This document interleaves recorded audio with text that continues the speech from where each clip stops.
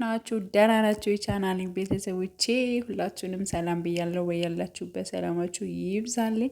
እንግዲህ ዛሬ የመጣሁት ኖላዊ በሚል ተከታታይ ድራማ ነው። ክፍል 5 ሄዷል። ግን ተወዳጅ የሆነ የመጣ ድራማ ነው። ባንዴ ማለት ነው። ፓርቶች ገና እንትን ሳይሉት የሆነ አጀማመሩ እጅግ በጣም የሚያምር ድራማ ነው። እንግዲህ ከነ መናሴ ቤት ያው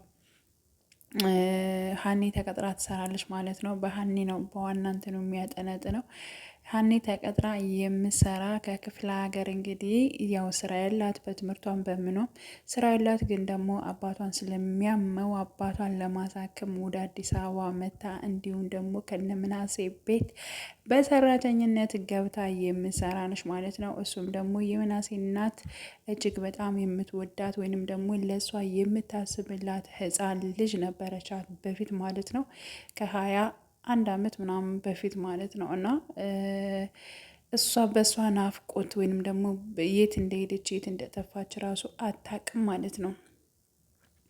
እና በልጇ ናፍቆት የተቃጠለች እናት ሁልጊዜ እንግዲህ ሌላ ትልቅ ሴት አልም እሷ በጣም አስቸጋሪ ነች። መናሴ ደግሞ እጅግ በጣም መልካምና ከሰው ጋር ተግባቢ ልጅ ነው ማለት ነው።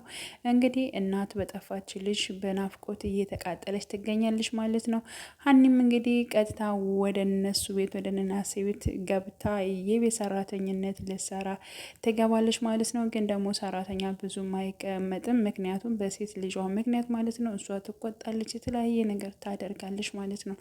እና ሰራተኛ ብዙም አይቀመጥላቸው። መናሴ ግን ሀኒን እጅግ በጣም መልካም ልጅ እና ጥሩ ተግባቢ እንደሆነ ስለተረዳ የሆነ ሰዓት ከቤት ውስጥ ብታስወጣትም እናቱ ሀኒን ለማግኘት መንገድ ላይ ይቀጥራታል ማለት ነው። ከተገናኙ በኋላ መናሴ ያው እንግዲህ ያመዋል፣ አንዳንዴ ያመዋል ማለት ነው። እና ስላመመው ይወድቅባታል። ሀኒም ወደ ሐኪም ቤት ይዘው ትሄዳለች። ሐኪም ቤት ይዛ ከሄደች በኋላ ምን እንዳመመውና ለምን እንደወደቀ ዶክተሩን ስጠይቀው አንቺ ቤተሰብ ካልሆንሽ ልነግርሽ አልችልም፣ እሱ ግን የተለመደ ነገር ነው፣ ስለዚህ ቤተሰቦቹ ሲመጡ ሲነቃ መውሰድ ይችላሉ በማለት ባጭሩ ነግሯታል ማለት ነው። ያ ማለት ምናሴ የራሱ የሆነ ሁልጊዜ የሚያመው ህመም አለ ማለት ነው።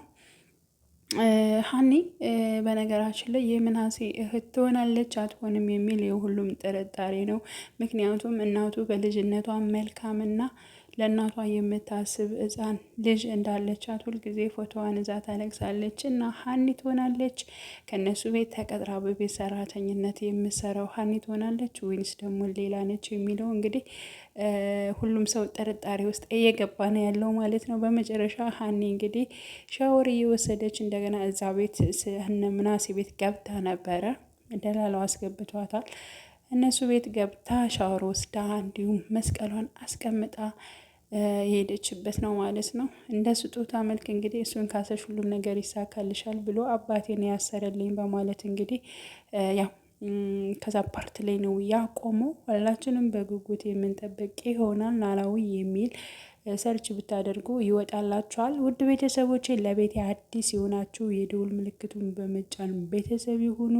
እንዲሁም ነባር ቤተሰቦቼ ስለምታበረታቱኝ እጅግ በጣም አመሰግናለሁ። በያላችሁበት ሰላማችሁ ይብዛልኝ። መልካም ጊዜ ተመኘውላችሁ።